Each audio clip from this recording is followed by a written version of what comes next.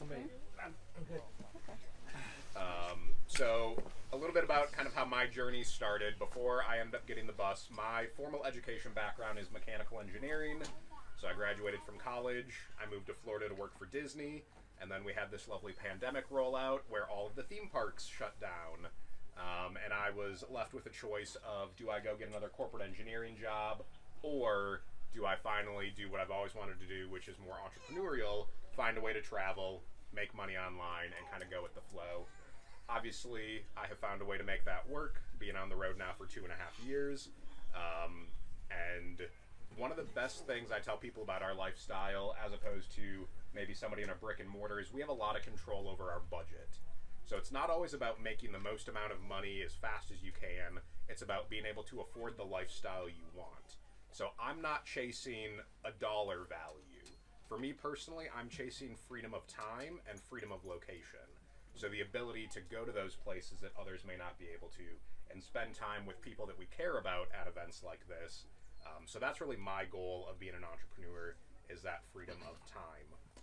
So I'll probably be making different financial comments and things like that for liability sakes. I'm not a tax professional.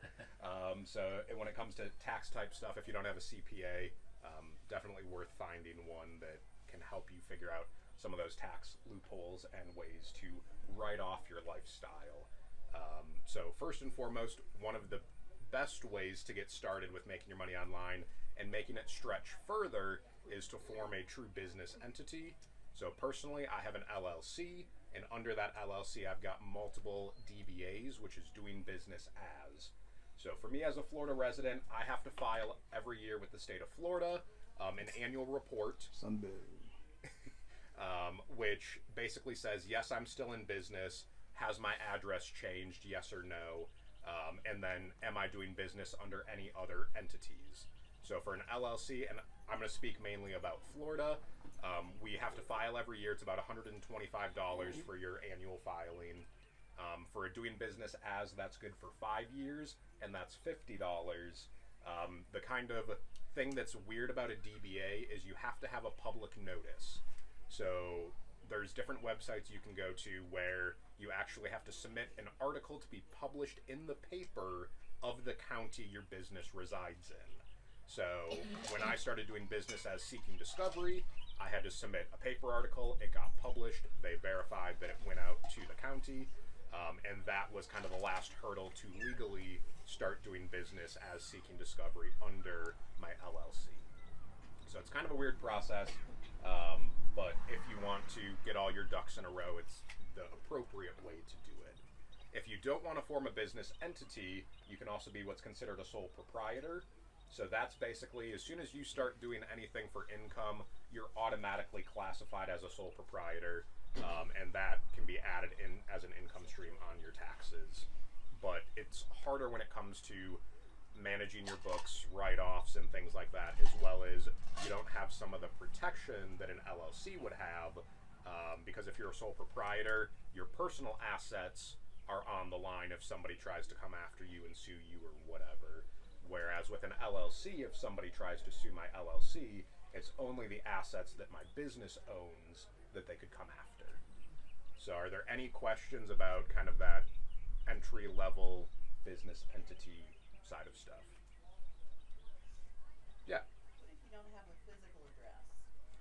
So it'll depend on your state. In the state of Florida, you're not allowed to use a P.O. box for a business address, but there are services where you can get a virtual business address. And a lot of home-based businesses do that as well, because your business address is published online.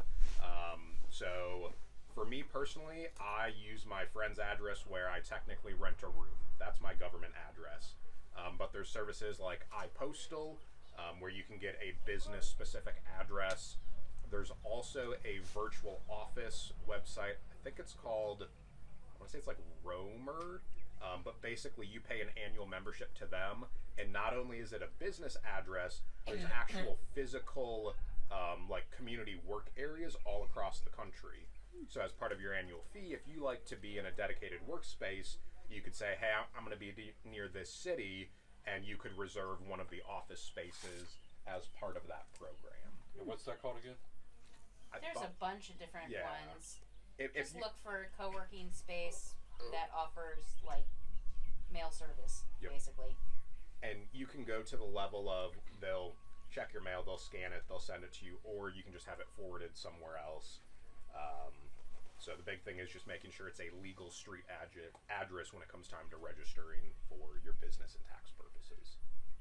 But also, you probably have a mailing address, a physical address on your driver's license. Yep. So on the DBA thing, I've been looking for how do you do that? And is it just a form on like the Sunbiz thing?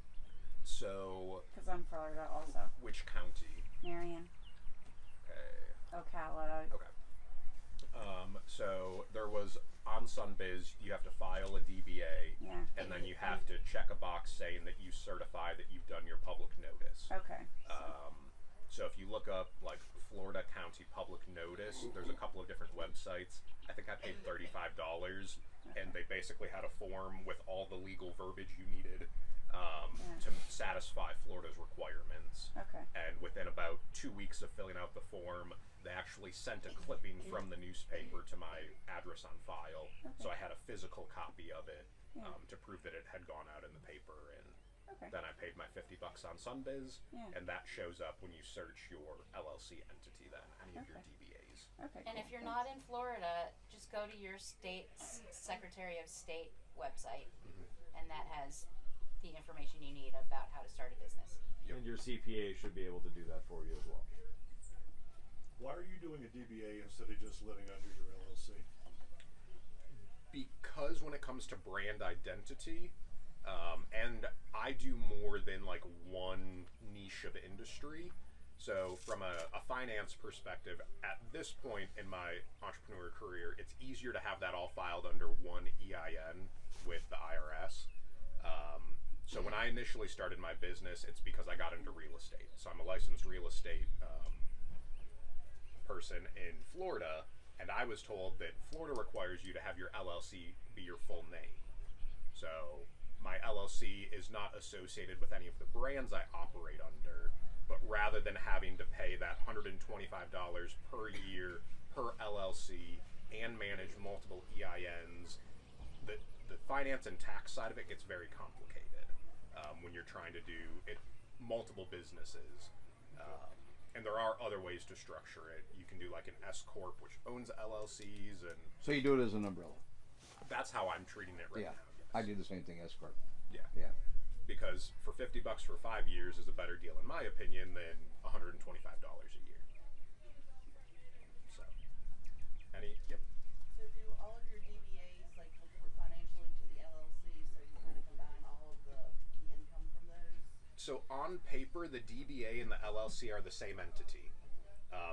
Same financial account, same tax ID. It's just merely that I can operate as another entity. So all of my real estate stuff is under Ryan James Thompson LLC because that's what I was told you need to for real estate.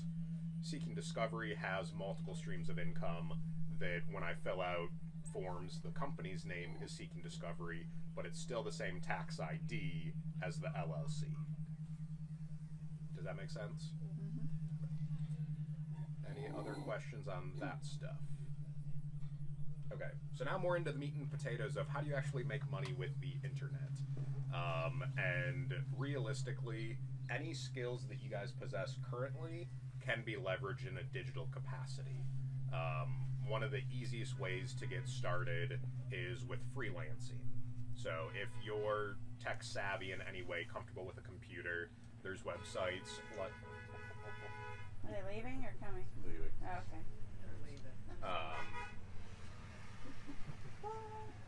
There's Justine. Yeah. Sean. So who has heard of the website Fiverr? I don't know. A couple of folks.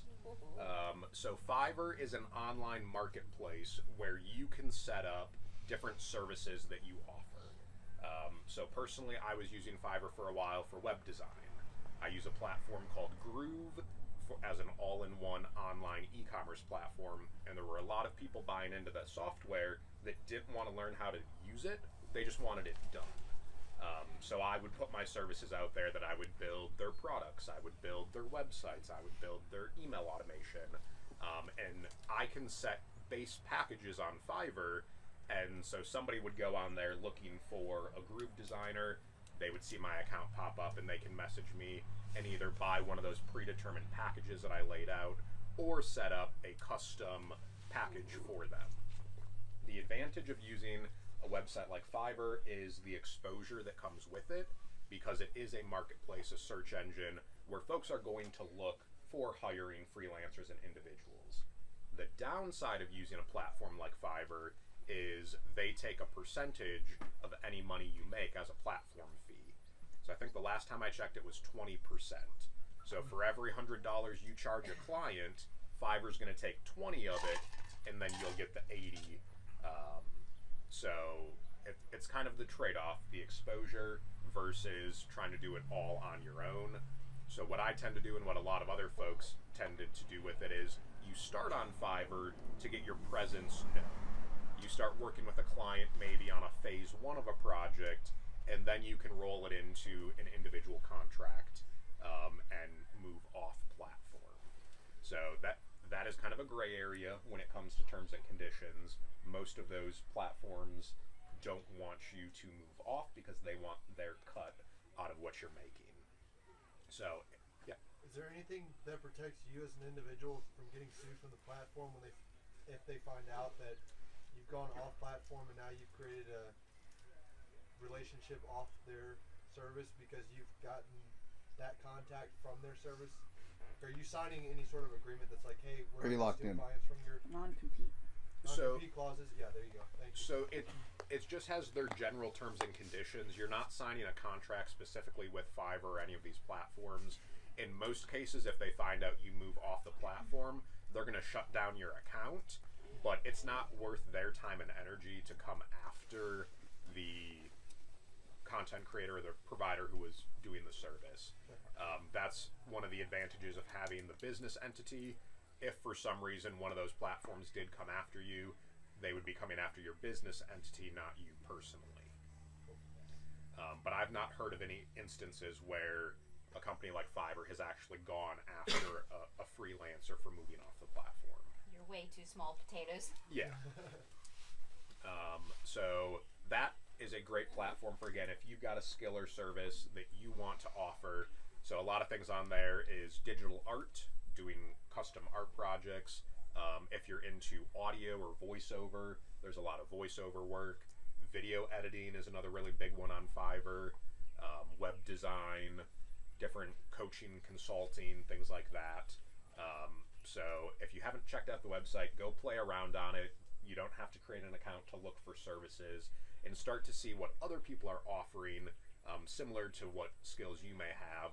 And it's always good to see what their pricing is, so that you don't overprice yourself, but you also don't want to underprice yourself. That's one of the things I see the most is people are starting as entrepreneurs and they say, well, Ivan's a great speaker. He's charging $1,000 for a class. I can't go charge $1,000. But you also want to be mindful of those other business owners. If you start undercutting people too much, you're going to bring down the whole industry, and then everybody suffers. So don't sell yourself short when you're getting started. Yes, you may have to do some lower prices to build your portfolio and get started. But in the long run, bring your prices back up to market level. And from an entrepreneurial standpoint, if you're not charging enough, people look at you weird.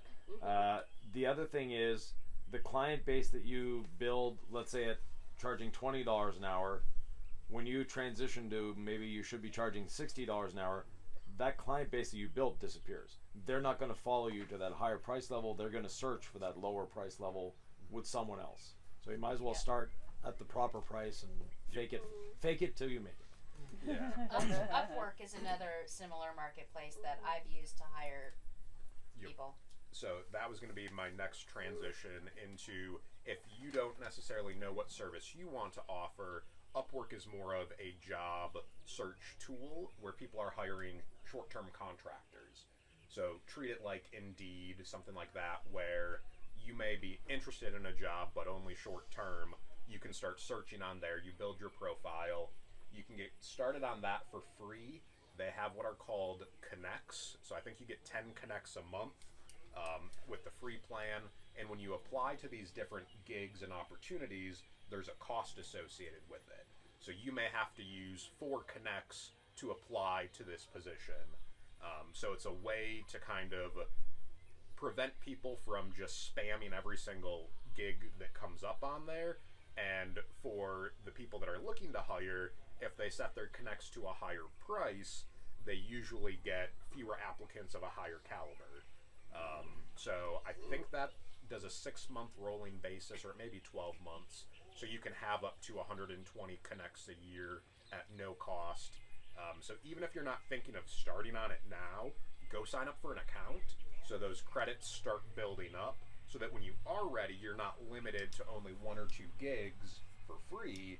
Now you've got 3 months worth of these credits, and you can apply to multiple things. So personally, I've never paid for the paid version of Upwork, but I have gotten some interesting gigs out of it. Probably the most unique one that I got was escape room design. So when I was in college, I did a mobile escape room and was the lead of the university escape room program, and a guy in North Carolina was looking for a puzzle maker. So he hired me remotely to start using his theme and building out the different puzzles for him and providing him with like schematics and details to actually build them in person. So it's such a random niche, but I still found an opportunity on Upwork for it. So that's a great spot to get started, especially if you're not 100% sure if there's a service you want to offer on your own, and you get more of that contract-based freelancing. Similar to Fiverr, Upwork does take a percentage. I think they're also around that 20% mark. The thing that I like about Upwork is you can get hourly-based gigs or project-based.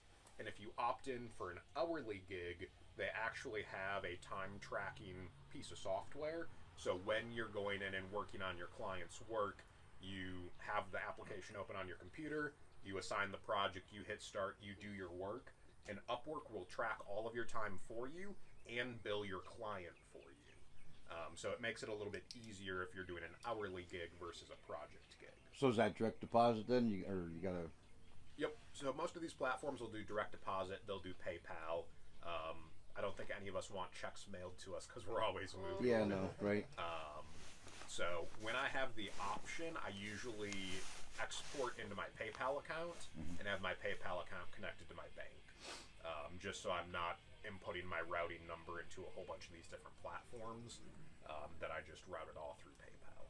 So your PayPal is set up as a business account? Yes. Yep. Another way when it comes to kind of the business structure and tracking of things, I use QuickBook Online. So that's connected to my bank account and PayPal. So every time money comes in from a source, it's automatically being imported into my accounting software. So that as I'm recording expenses and deductions, it's all there ready to go. And at the end of the year, it'll generate pretty much all the reports I need. And that's like $30 a month, and it's all online based. So those are kind of the freelancing options that I'm familiar with and that I've personally used. Are there any other questions on that side of stuff? Is that Buford snoring? Dog snoring, dog snoring, or person snoring? Put somebody to sleep already. He's my bud. No.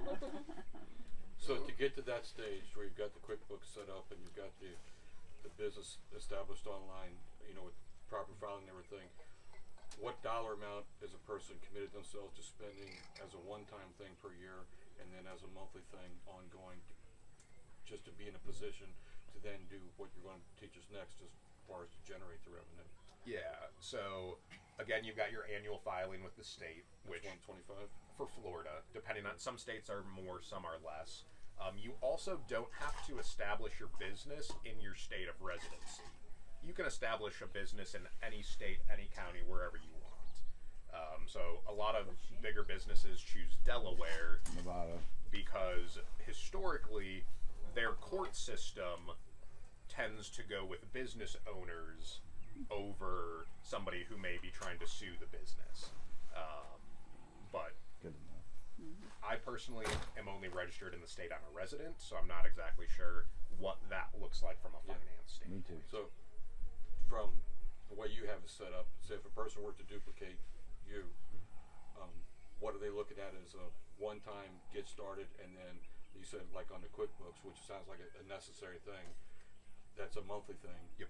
So is there other monthly things? So it depends on exactly what you're looking to get into. If you're looking at just say start freelancing, it's really that initial setup fee of your LLC, and then having some kind of an accounting software.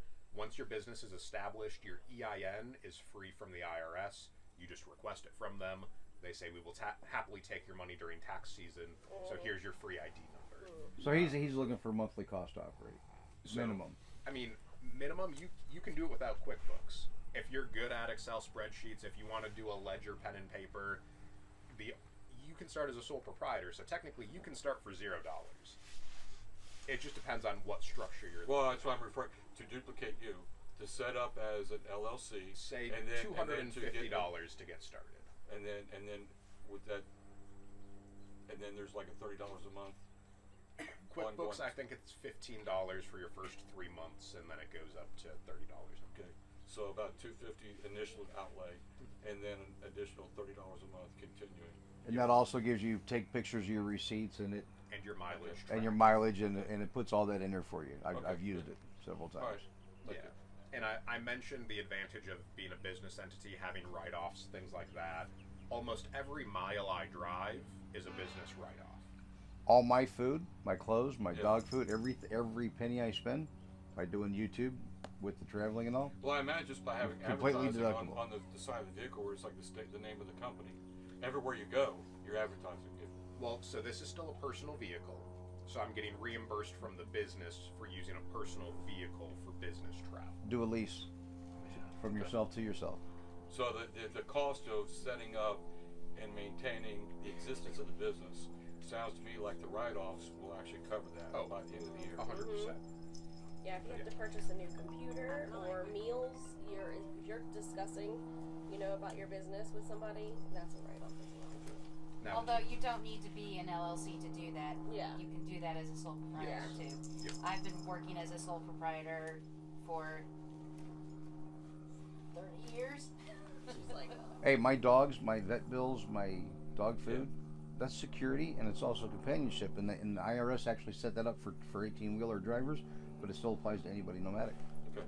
and that's where really getting a good Yes. CPA who can navigate the tax And codes half the guys is at H well and R worth the Block money. didn't even know that about the dogs and stuff. Yeah. And then some of them do.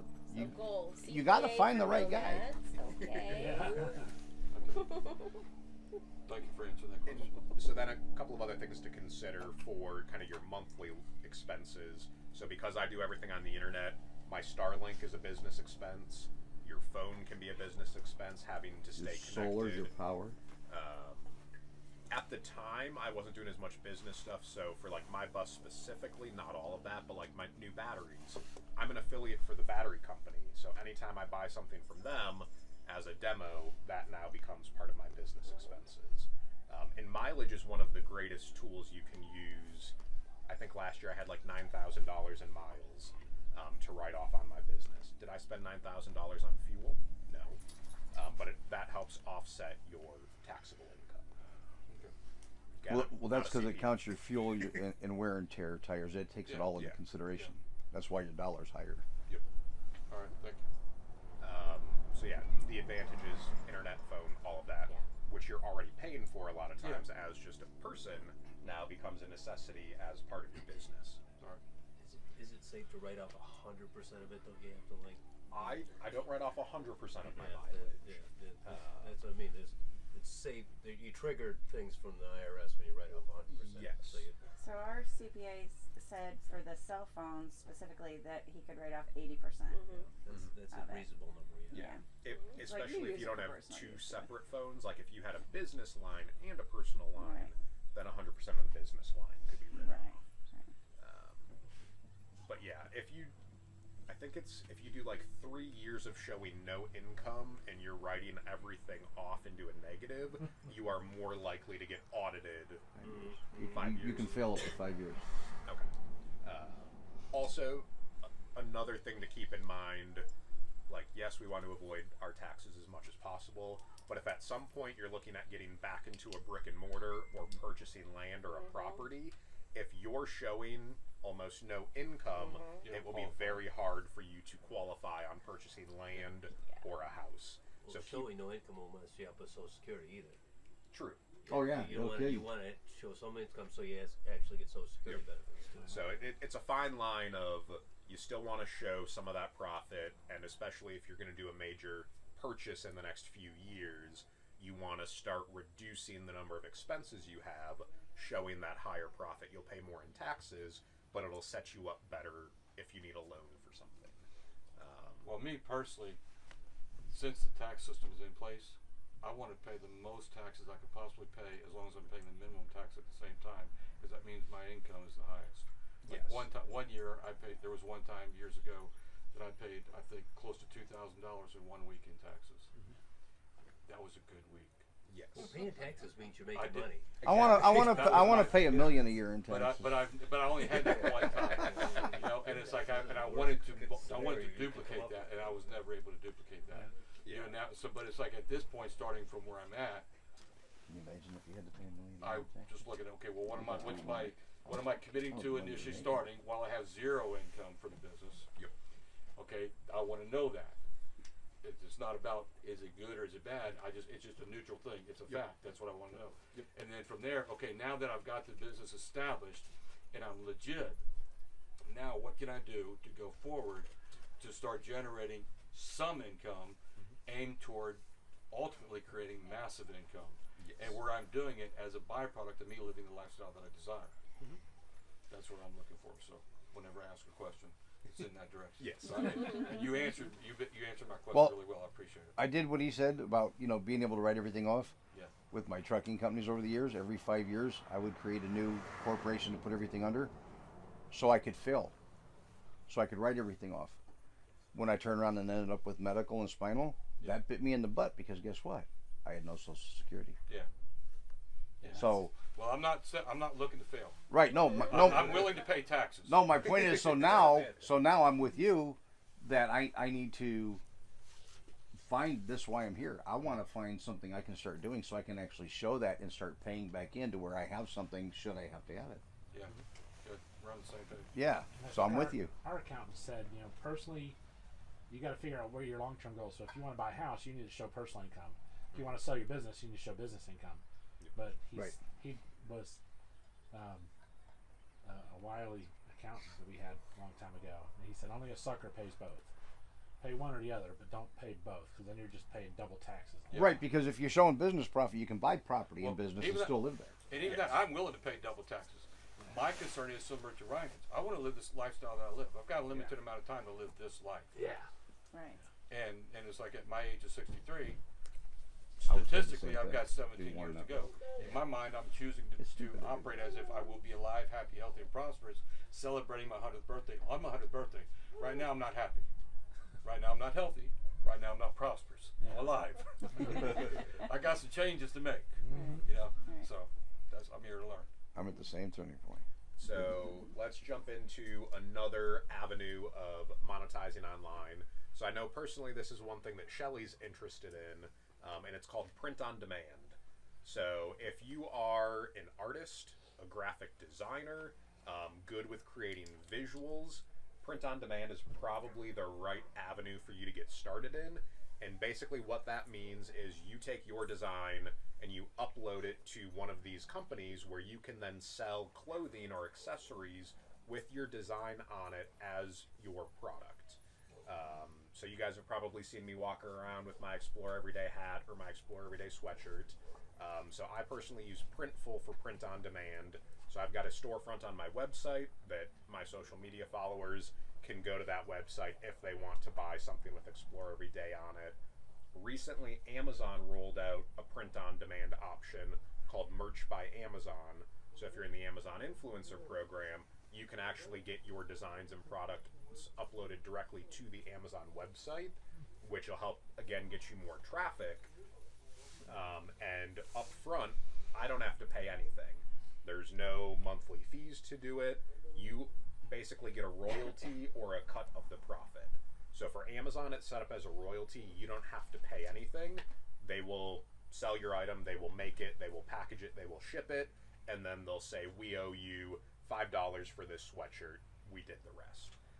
With Printful, it's slightly different. You are still liable for the cost of the item. So if somebody goes and buys the item on my store, I get an email from Printful. I pay Printful directly to manufacture that product, ship it, and deliver it. And then by that point, my customer has already paid me. So then I'll keep the profits off of that. And that's where the Printful expense goes on my expense sheet and offsets the money that was brought in by the consumer. And then I just keep the So does profit. Printful then see what you're selling it for still? Yeah, so you get to set your prices. So Okay. when you go onto Printful, say black sweatshirt like you're wearing now, it'll Okay. say you can get a blank sweatshirt for $14.99. Okay. Shipping's going to be $5.99. Mhm. So now you're talking $20 just for the garment and delivery. You put your design on it and say, I want to make $9 a sweatshirt. So you're now pricing your sweatshirt at $29 or $30 for your consumer, Okay. and you'll keep that $10 of profit then when all is said and done. And they've got almost anything imaginable. There's Printful and Printify, which are two of them, and then Amazon. So those are the three main players in it right now. Custom ink, do they do that too, or is Yeah. that different? I think they do it now too. Okay. There's a ton. And Sticker Mule of does them. it now. I Yep. got to notice. Yeah, when I go to can't remember who I stickers. used for these, but they did the same thing. Yeah. Yep. Is it Shopify or is it So Printify? That's Shopify is a website platform to build Ah. your storefront. Gotcha. Printify and Printful are two of them. Okay. There's also a website called Redbubble, which is again kind of a creator marketplace, and they Society 6 is same kind of thing. Yep. And Redbubble will also do print on demand, so you can upload your design. It can be stickers, it can be apparel, it can be whatever, and Redbubble will handle all of the fulfillment and delivery for you. If you guys want to hear a lot more detail about print on demand, I actually have a podcast that's for artists getting started in business. And even if you're not an artist, the print on demand, we did a whole series on print on demand and go into a lot of detail of each kind. And even if you're not an artist, but you just want to sell products, there's a lot of You good do art? information in that. Yeah. Oh, Okay. yeah, she does beautiful. Thank you. Yeah. Yeah. All right, Nikki, I'll get the information. And is it just under Nikki May or It's is it? called Startist Society. Like start an artist. Like Startist. Well, and being able to leverage multiple of the avenues we've talked about. So maybe you aren't great at art or graphic design or whatnot. You could go onto Fiverr and hire an artist or a graphic designer. And so if you've got the vision in your mind but you can't make it happen, then part of your startup cost is working with an artist to get your designs made, making sure that you have an agreement for commercial use of that piece of art when it's done, and then you can turn around, upload it to one of these sites, and that's another way to kind of have your print-on-demand You product. can also buy just like pre-made designs on Etsy or Creative Market. So what you're talking about? So Tommy, she double over there with the purple bus. If you look on the side of her bus, she knows how to do all this stuff. Where she went on her computer, and she did the full layout of her bus in two different types of forms. Yeah, she could do that as a job service. online. Yeah. So that's okay. That's a- through that stuff you're talking about. Through Fiverr especially. Yeah, Fiverr would be the Okay. main one to offer that as like 2D, 3D layouts, design and consult, all of Yeah. those kinds of things you would set up through a Fiverr profile. Okay, yeah, because it's cool. It's really cool. Which I'm like, Heck yeah. Which bus are we talking about? the purple one back there. Purple, the Go look. ombre one. Go look at the side. Yeah, she's good at that. I'm the purple. Ombre. And Yeah, then, she's got some cool. Cool. Yeah. So another good resource that Nikki just mentioned, which I'm sure people have probably heard of, is Etsy. So if you're more of a physical artist as opposed to a digital artist, Etsy is another online marketplace where you can take your physical items and go ahead and list them for sale. Like my carvings type of thing. Yes. So like, You can do digital through Etsy too. Yep. And even connect Printful. Yep, you can do print on demand through it our as well. stuff is like our shirts when the after the after the event ends, shirts are on there. Yep. Except soon they'll be on Skoolie Swarm website. Yeah, because we're getting a website. Nikki's making it. Woo, Nikki. Nice. So one of the ways that I used Etsy a few years ago was 3D printing. So I was 3D printing different artistic type things and would turn around and sell them on Etsy. And for me, my business and engineering mindset was, what's my price per hour to run the machine? Because filament is almost infinitely cheap. So I would try out different products, and if they didn't have a good enough return on the time that it was printing, I would scrap it and do something else. And during one holiday season, I brought in like $1,000 selling 3D printed little charms and stuff like that. So again, it's something that I already had and just was experimenting and found another way to leverage it. I tend to stay away from physical products. I prefer digital because you don't have to deal with the shipping, you don't have to deal with inventory. You don't have to carry it. Things. Exactly. Yeah. I still have my 3D printer on the road with me, but I don't use it nearly as much. So with Etsy, you've got a 20-cent listing fee, which usually gets your thing listed for 6 months, and then they'll take a percentage of sales. But Etsy makes it very easy when it comes time to ship items, since you can get shipping either directly through them or connect it to a partner website like Pirate Ship, where you can get discount shipping.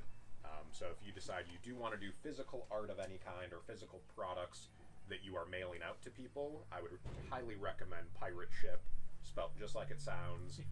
It is a pirate-themed website, so it's fantastic.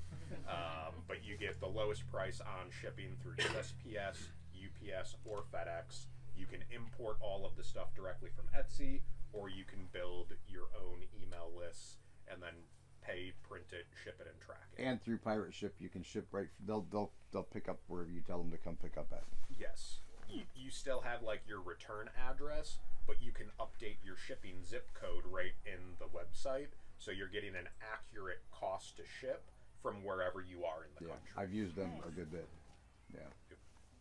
So that's one of my favorite shipping websites. Let's see. Any other questions on like the art side or marketplaces, things like that? Does Amazon or any other print-on-demand services, do they have stances against AI-generated art being used for those? So I don't know if the websites have a stance against it, but I do know that there is some controversy from physical artists because AI learns through image searching. So you're giving the AI a prompt to create a piece of art, but a lot of times that art is pieces and parts of somebody else's original art. So it's a very gray area at this point in the AI world about should you be monetizing AI created art because it's learning from real artists, and where's that line drawn?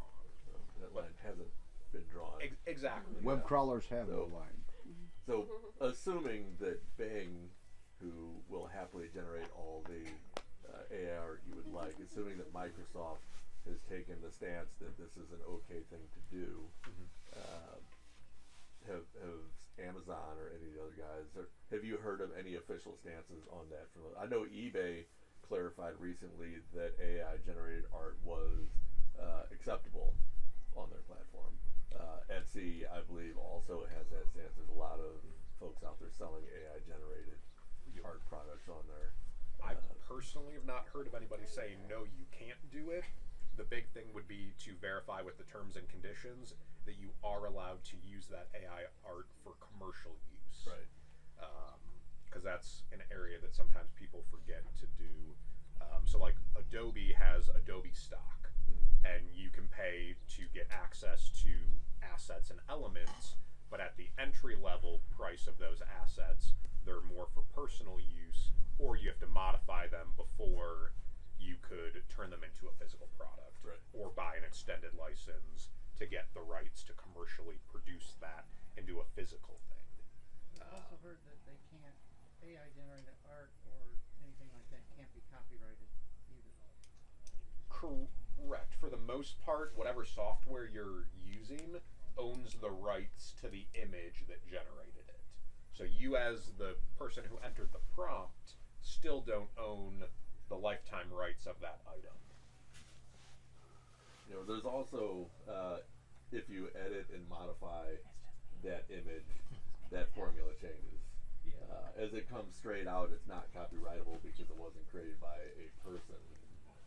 But after some personal input, that can change. But that's still something that is kind of a gray area.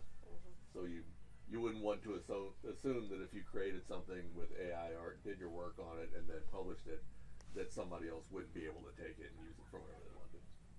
And the thing with copywriting that's very annoying is you yourself have to enforce it. Like, you can have something copyrighted with the U.S. Patent Office, but they're not going to go after somebody for using your copyrighted thing.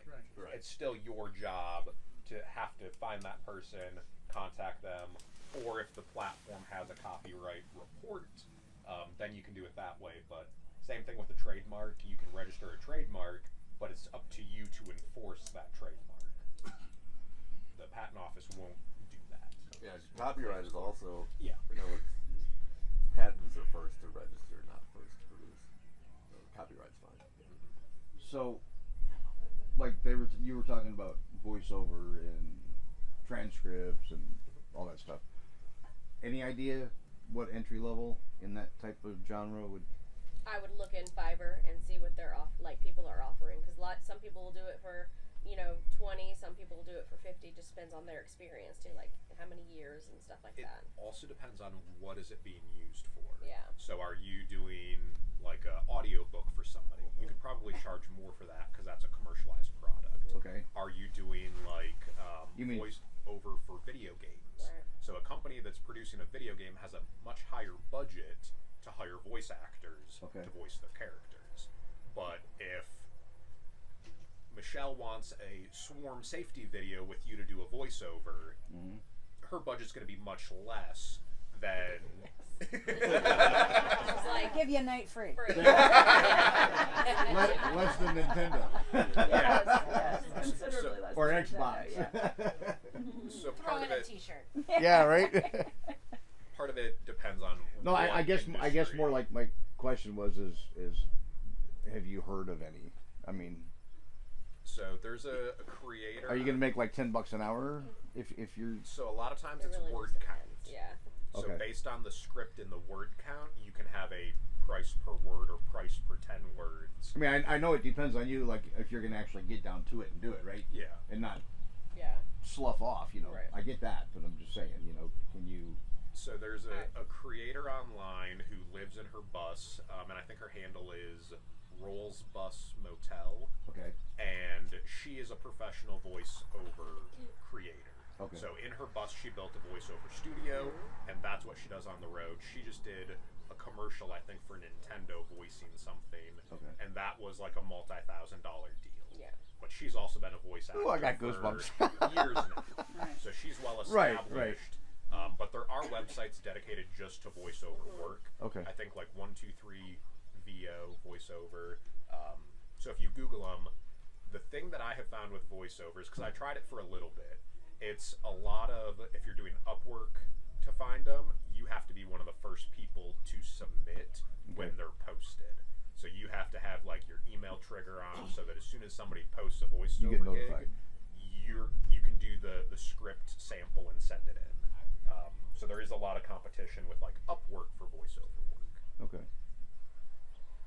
But another great way, like Nikki said, podcasting, you can start your own podcast and grow a following and monetize a podcast using your own voice and telling whatever you want without having to do voiceover work for someone. Now is that like YouTube where you gotta have so many followers, or can you start monetizing a right away? You can start a podcast anywhere. Yeah. So I mean, as far as monetize. So It's not an easy thing to monetize. Yeah, I would say. Okay. companies want to know what your downloads per month are for podcasts, and they'll then either put ads on it or sponsor an episode. So you really need a following to. Yeah. Well, there are other things to do. I mean, yeah, you're always going to need a following, because even if you're selling your like, the reason that I'm doing it, I have a co-host, and our main reason is to grow authority to sell our own products to that audience. So we're going to I'm selling websites to artists. Right. And then courses. But you can also do affiliate sales, which I'm sure you're going to talk more about. So. Yep. And I'm definitely not keeping track of time. So if people are like having to go do stuff, I won't be offended if you leave. All right. Next topic. Well, let's jump into kind of affiliate marketing and referral programs. So, affiliate marketing during the pandemic became very popular, but there was also a lot of misinformation that was out there. It's not the easiest thing to get into, but basically you find a company that you want to partner with that you like whatever their product or service is, and you may already have a social following, an email list, you may be an authority in the space, and you basically partner with them to promote their product or service, and if somebody buys through your link, you then earn a commission. So a lot of times commissions can range between 5% and 40%. You tend to get a higher commission on a digital product or digital offering than you do a physical product, because there's still manufacturing, bottom line, all of that kind of stuff that you're looking to do. So one of the main ways that I do affiliate marketing currently is through the Amazon Influencer Program. So I used my TikTok following to apply to that program and get accepted, and then you can make review videos on Amazon for the products that you have or use. It gets uploaded directly to Amazon, and if somebody's on that page interested in buying it, they may watch your video. If they watch for 30 seconds, you get credited for anything in their cart when they check out, which is an advantage with Amazon, is you can start getting commissions on things you're not even promoting.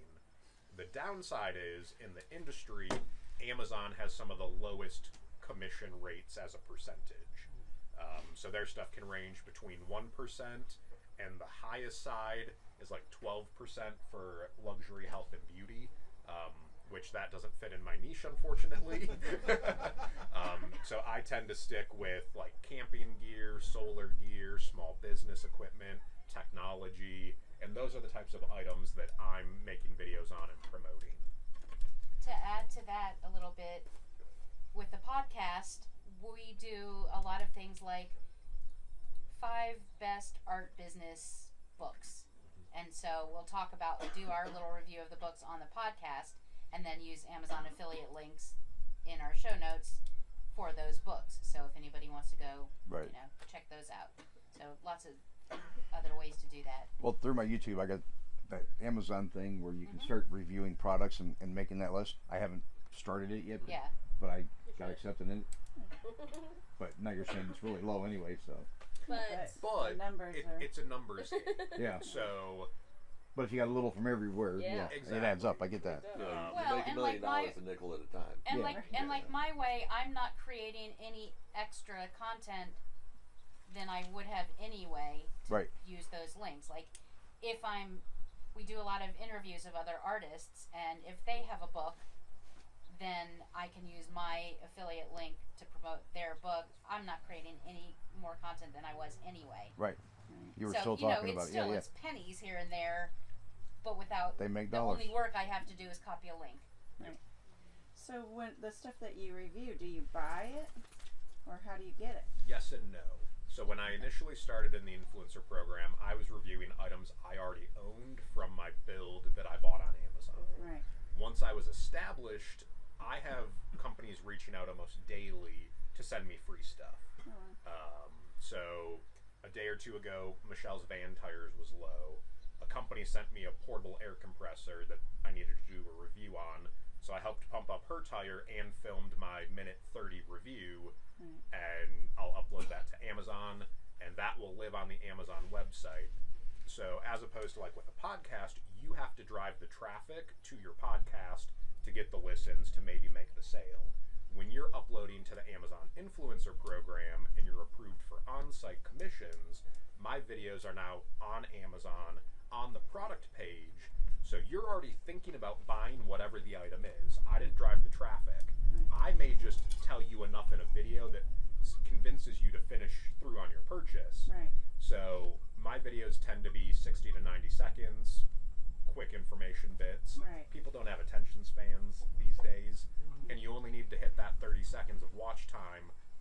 edited for the sale. Right. And when I got the influencer program, more to answer her question was, you buy shoes, you review them, okay, fine. But you can also review things that you haven't bought yet. You can go on there and say, this looks like it might be a good product from other reviews you've done. You can. You cannot do that. You will be kicked out of the program. Yeah. So what is it that they said I could review then? They said you can review other people's products. I would have to look at what you're referring to, but you Okay. have to have the physical item to Yeah. review it, Okay. and you either have to have been given it or bought it. Okay. Like I know somebody who was going into stores and reviewing products in the stores. Okay. They got their account shut down because Okay. that is not allowed.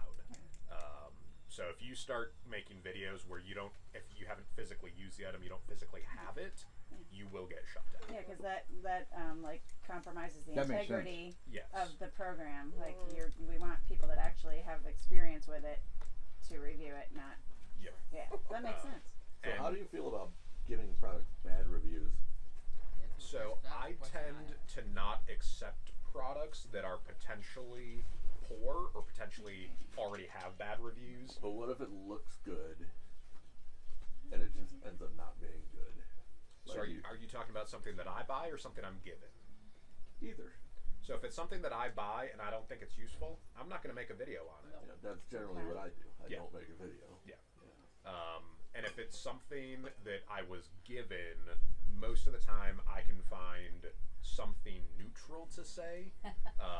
But if something is absolute trash, I will call it trash. If I need to make the video because I was gifted the item. Right. But you mostly try to refrain from negativity. Yes. If there's something that I even suspect could have issues, I will just not accept the item to be sent to me. I'll Also, say, if no, they thank you. if they send you a free item and you hate it, I'm sure they'd rather you not make a video than make a bad one and they just lost their product. Yeah, and in some of those cases, there was one where a company reached out and they didn't want me to make a video. They just wanted feedback to improve their product. So they still sent me the item. I didn't have to do a public thing on it, and I just gave them my feedback in an email of ways to improve their product. So that was abnormal, but it was another way to kind of do it. And then in that same realm with social media and Amazon and these, it's considered retail influencing. So you have your following, you're kind of selling these items to folks that you believe in, and occasionally companies will reach out and say, we want to send you an item to make TikTok videos on to share with your audience. So like Grow Up Portable, they were getting ready to launch their new portable power system and portable solar panels. Their marketing team reached out and offered to send me the panels and the pack to test out, try out, and then make 3 TikTok videos on. And then I turned around and made Amazon videos for it as well, because not only then did I get the item from them, I now get the residual commissions from those videos being on Amazon. And then what do you do with the? Are you like obligated to keep them, or are you allowed to sell them or give them away after you're done doing your reviews? Completely up to you. Okay. So for you me, don't have to tote it forever. Yeah, You can like- just be like, Shelly, would you like to buy this? I really like their portable units, so I keep it as a backup, Yeah. or lend it out at events if people don't have power. Right. Some of the other stuff, like this summer, I was getting a package almost every other day in the mail. Okay. So that kind of stuff I turned around and gifted to people, or I left it up at our property in Michigan for future use, Right. developing the property. Gotcha. You can also do if you're doing, I guess you can do it on TikTok too, but on YouTube you could do like a giveaway contest, and then you have a video talking about the product for a second time, and also an opportunity to, like, you need to be a subscriber in order to win, and you need to do this in order to win, etc. Right. Kind of drive up some engagement there, And you can also put get the rid of some affiliate crappy link ones. Here's too. my affiliate link. Yeah. Just go to the- Yeah, exactly. Okay. Gotcha. Gotcha. So another thing where Nikki was talking about in some of her episodes, she does the top 5 whatever. Yeah. Another way to do that is with a website and blogging.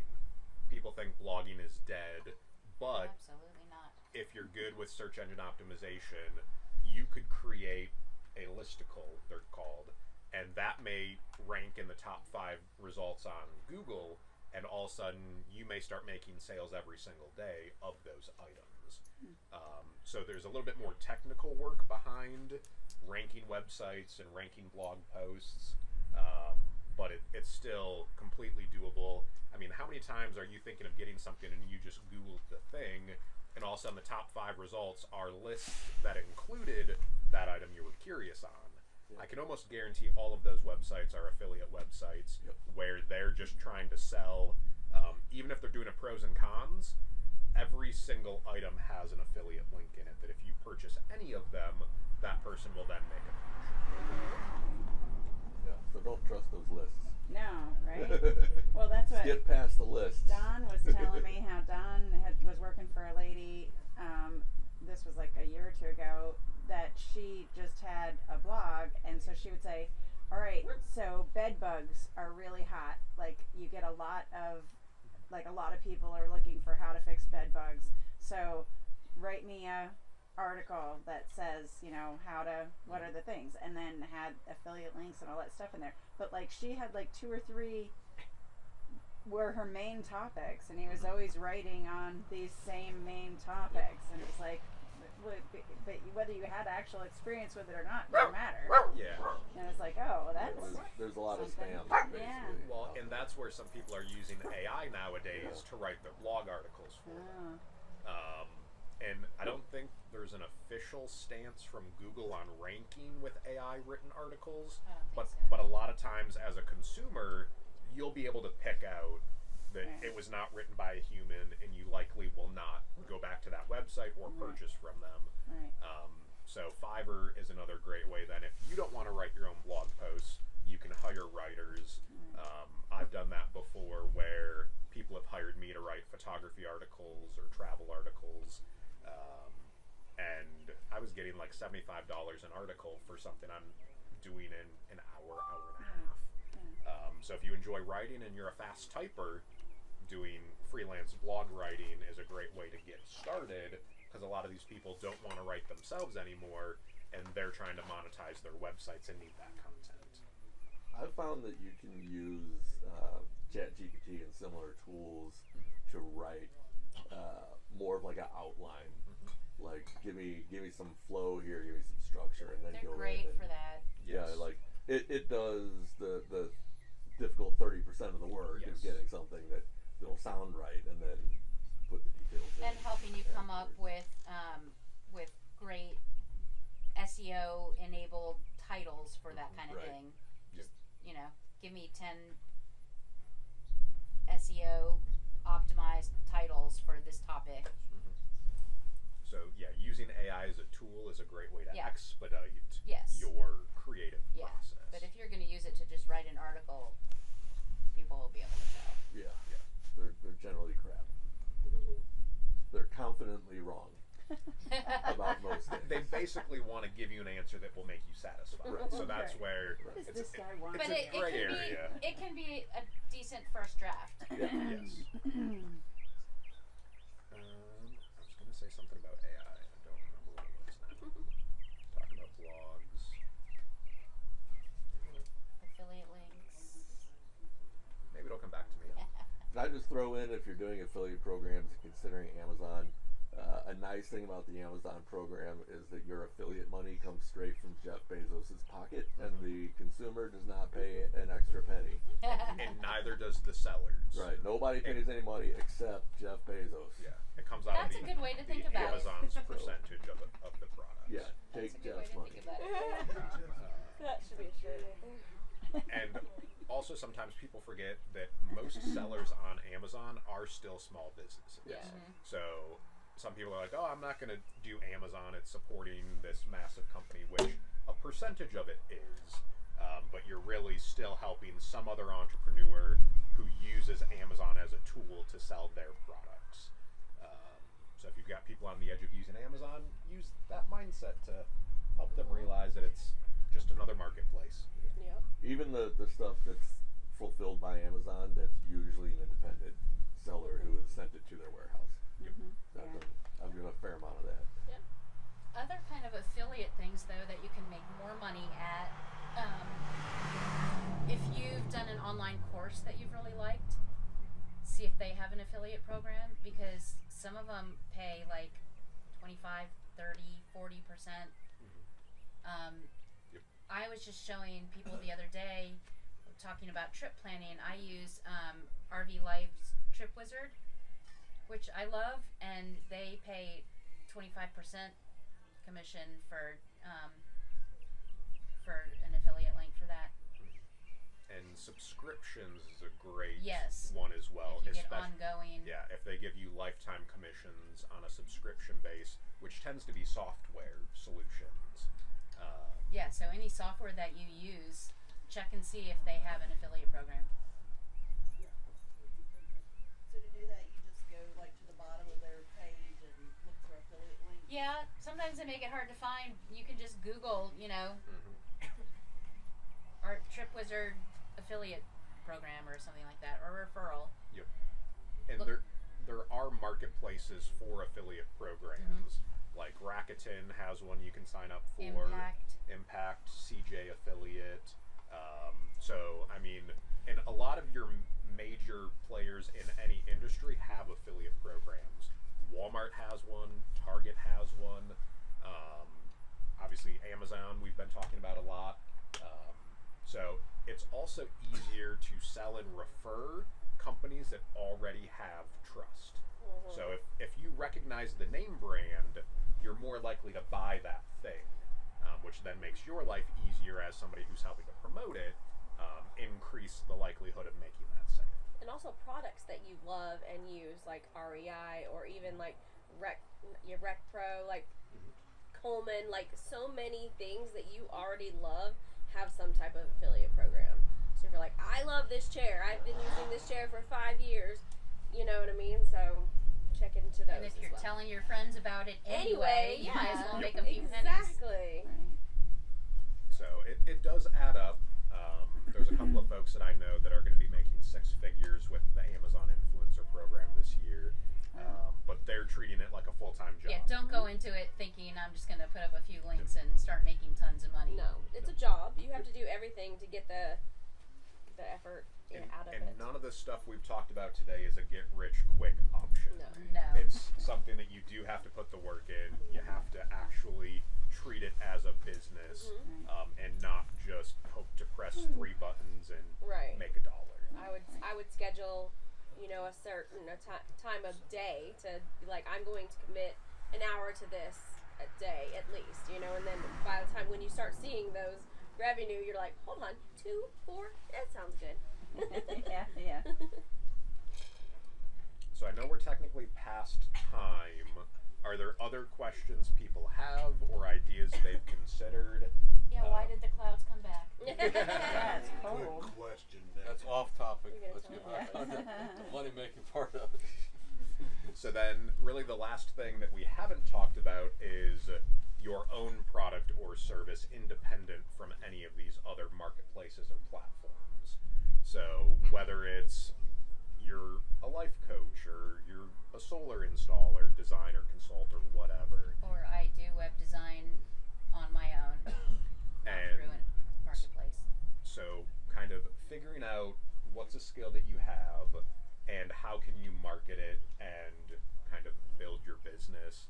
Nowadays, you pretty much need a website if you're doing any kind of your own business. And the most valuable resource as a business owner that you can have is an email list.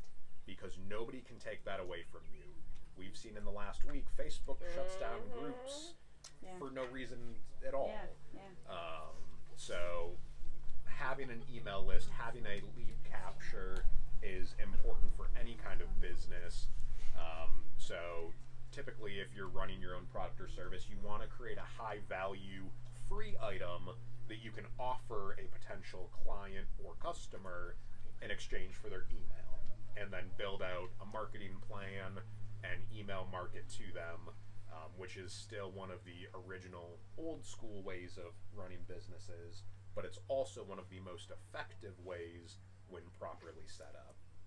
So having an email service where you can schedule and pre-build your sequences. It's also a great way when you're promoting affiliate type stuff. So if you're doing like lifestyle content, somebody's following you, they could subscribe to a newsletter that maybe you've already built out a 24 email sequence newsletter that the first time somebody signs up, they get that first email, and then the rest automatically happen over the next 6 months. And each of those could include an affiliate offer. You do the work once, you use software to automate it, and the ultimate goal, at least in my eyes, of any business owner is to phase yourself out of the business. Because my goal is passive income. So somebody once said to me, and I got kind of defensive when I heard this, is if your business can't run without you, you are still an employee. You are not a business owner. So if you can't walk away from your business, then so that's one of the mindsets to consider as well. I think they say most millionaires have 7 streams of income or more, so that if one river runs dry, you're not left out in the dirt. So kind of keep that in mind. That's why I have my hand in so many different income streams, so that I don't have to rely on just one of them. And some of my income is passive now. So even though I'm not actively working on certain businesses, I've got clients on monthly subscriptions that I'm going to get paid by them every month regardless. What's your most lucrative? So right now, the thing that you're Amazon influencer is what I would consider the easiest one to get started with, and has the largest potential to make money. That's not the question I asked. She's asked what you specifically are So right generating now, most money from. for a single stream of income of monthly reoccurring, it would be Amazon. Yes. Followed by my software solution called Interactive Stays, which is targeted towards short-term rentals. So basically, instead of having a binder at your stay, it's a digitally optimized website that looks and feels like an app with cool. everything your guest may need to know. What's it called? Interactive Stays. It's a concierge service. So I build it all for you, and then you pay a monthly hosting fee to me to run the program. So that one, I know on the 29th of every month, my invoices go out, and there will be money in my account the